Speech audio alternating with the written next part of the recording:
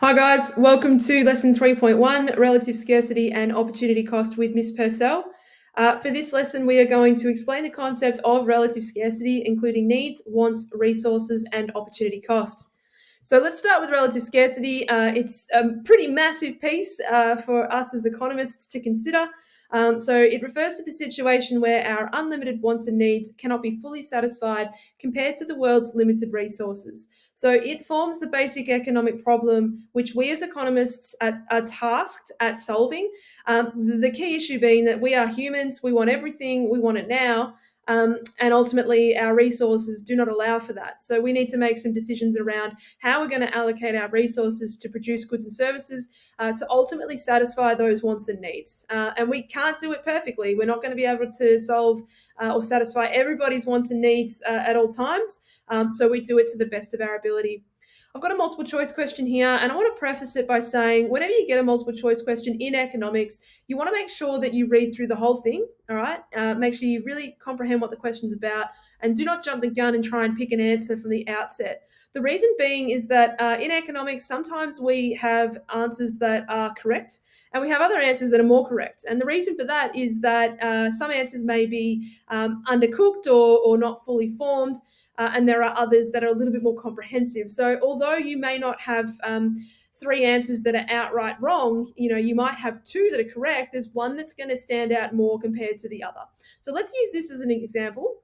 So relative scarcity can be best defined as, so I'm looking for the definition of relative scarcity in these four answers. So wants in relation to needs. Okay, so it's got a bit of key terminology in there, but doesn't really check out. B, wants in relation to resources. This one's looking better. I would prefer to see the words wants and needs in relation to resources. And ultimately, it's missing the use of the word unlimited and limited as well. But it's not wrong, right? So B, technically at this stage, is looking good. However, when I look at C, unlimited wants in relation to limited resources, well, there's a bit of a light bulb moment because that answer really is giving me a little bit more comprehension. It is actually sort of reflecting the definition a little bit more clearly. So unlimited wants sounds good against limited resources. So right now between B and C, C is standing out more to me. But I'm going to check D just to check that I'm sort of, not going to be given another answer that's better again. So limited wants in relation to unlimited resources. Okay, well, this one's flat out wrong. We're not dealing with limited wants. We're dealing with unlimited wants. So at this point in time, C is the best answer. The next piece that I'd like to cover is the difference between wants and needs. It's a good to know. It's not something that you're going to be explicitly examined on, or it's very unlikely you would be, but it is good to know the difference. So needs are things that are required for survival. So we're dealing with things like water, housing, clothing, food. You need these things to survive, right? Wants take it a little bit further. Wants are something that an individual desires, but you would be able to live without them. So looking at the imagery, we can see toys, consoles, confectionery, foods that you don't need to have but are nice to have, like ice cream and cookies. They're your wants. So just a quick split between needs and wants. This is important. So in economics, you'll constantly be bombarded with the use of the word resources. Resources are also known as the factors of production. Okay, and there's four different types that you need to know, and you need to know them in isolation because when we get into sort of deeper macroeconomic theory, we're going to try and get a sense of how we can sort of target these individual types of resources to seek improvements in their quality or their quantity to increase output. Remember, we're always looking to increase output because we're always looking to best satisfy the wants and needs of society, okay? So the first one is land, which is the natural resources such as forests, water, minerals, and any other resources that come from the land. So good to know it's not the physical land that you're standing on. I mean, that's included, obviously, but it's basically any natural resources that come from the land. And any product you think of is going to have some element of natural resources, even digital products, because in order to get there, it had to be hosted on some kind of physical device, and that physical device needed to have inputs from the land to obviously be produced. All right.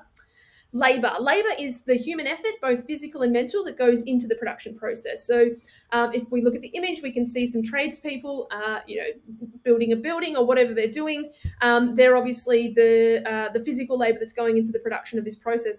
There's also many types of mental labor as well. So lots of the particular goods and services that are produced require mental energy from humans, maybe not so much physical, or it could involve the combination of the two. Either way, there's going to be labor resources in the production of your goods and services. The next one is capital, defined as not just money, but also tools, machinery, buildings, and any other man-made resources used in the production process. Don't focus so much on the money. This one's more related to the physical capital. So we're talking about any kind of machinery that's used to produce a good or service. You can see in the image that we're dealing with some heavy machinery, some earth-moving equipment. Maybe that's being used because they're prepping a road or, building some other building. So those capital resources are used in the production of that particular good or service.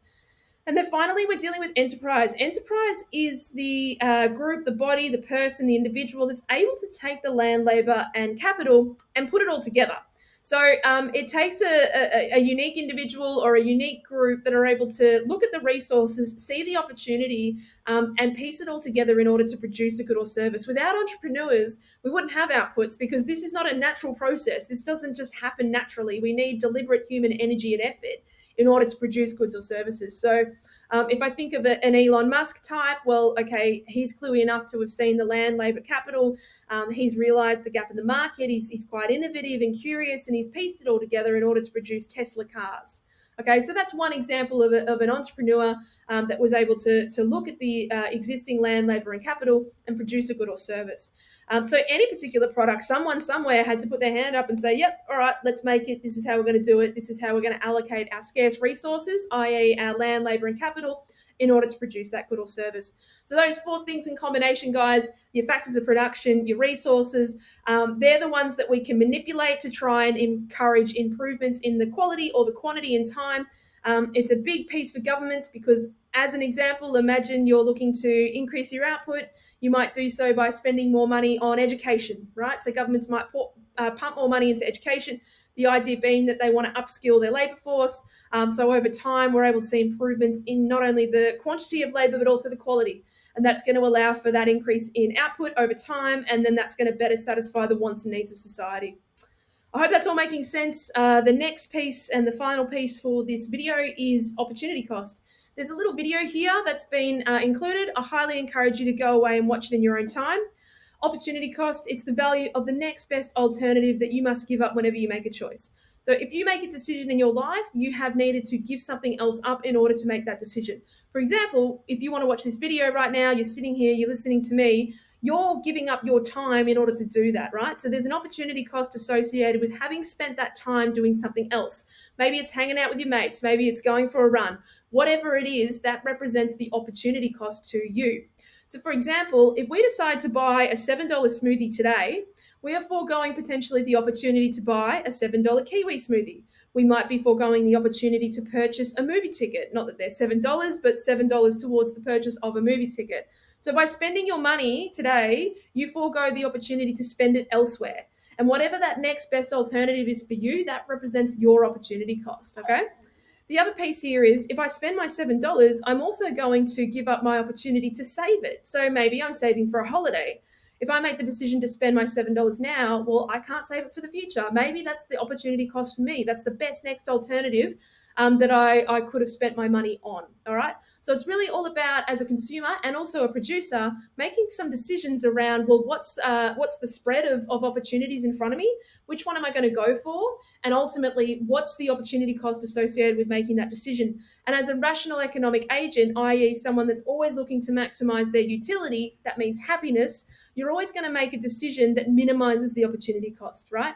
You're going to make a decision that allows for you to make the best possible choice for you, that maximizes your utility, that ultimately reduces that opportunity cost for you, okay? So let's think about that from the perspective of some multi-choice questions. We don't have a lot of maths in Echo, but I do want to throw this one at you because it is a little bit, different. So Daphne can make either 3 dresses or 9 shirts per hour. Let's just break that down for a moment, okay? You're Daphne and you've got an hour in front of you. You can either decide that you're going to produce 3 dresses, or you can produce 9 shirts, or you can produce any combination, right? So we've got to figure out sort of the fractionalization behind that. So the bit I'm curious to know is what's the value of one dress in terms of a shirt? And if I take my 3 dresses and my 9 shirts and I go 9 divided by 3, I can actually find out that one dress is equal to 3 shirts. Now, let's just unpack that a little bit further. So 1 dress, 3 shirts, 2 dresses, 6 shirts, 3 dresses, 9 shirts. Have a look at the question. We're dealing with 3 dresses and 9 shirts. So 1 dress is worth 3 shirts. Good to know before I go in and have a look at the sort of the answer, the question and the answers, right? So I've comprehended what that first sentence means. I now need to find out for Daphne the opportunity cost of making 1 extra dress, okay? Now, we've just said that 1 dress is worth 3 shirts, okay? 9 divided by 3. 1/3 of a shirt, well, no. 1/3 of a dress, well, no. 3 shirts or 9 dresses. Just said it before, 1 dress is worth 3 shirts, so the answer has to be C, okay? Question 5, the opportunity cost of building a new road network could be, okay, if I'm looking at this code, I'm looking at it going, right, opportunity cost, insert random way I could be spending my money here. So I know that I'm trying to find the value of the next best alternative from having decided to build a new road. So let's assume I'm the government and I'm going to put however many millions or billions of dollars into this new road network. To do that, I've got to forego something else, and that something else is my opportunity cost. So as I go through the answers, I'm going to look for an alternative, right? I'm going to look for a situation where, well, could I have spent my money somewhere else? So let's go through it. So A says increased noise pollution. Now, if I hadn't have spent my money on the new road network, would I have otherwise spent my money on noise pollution? That makes no sense, okay? Noise pollution is a consequence, all right? It's not an alternative, so it can't be A. And it's similar to B, a reduction in public transport usage. Now, if I funnel all my money into a new road network, and it's awesome and it's slick and people can get from A to B much more quickly, then they might decide to not use public transport. So a consequence of having built the new road network could be a reduction in public transport usage. But that doesn't represent an alternative, okay? That is not an opportunity cost. It is an associated consequence. Let's keep going. The inability to adequately fund education. Now, this one's interesting, right? I've decided as a government to funnel all my money into this new road network. Now, that means I can't spend it somewhere else, which means I potentially have an inability to adequately fund education. That stacks up as an alternative. So I could have funded education. I'm not doing that. I'm going to go and fund this new road network, okay? C looks really good, but let's finish it off. A road levy charge to all users on the road. Once again, that's a consequence. Once I've built the road, I can start charging people. Great. I can do both of those things. I can build the road and I can charge people. There's no opportunity cost there, so it can't be D. Guys, C is the answer. I hope this has been informative. I'll see you in the next video.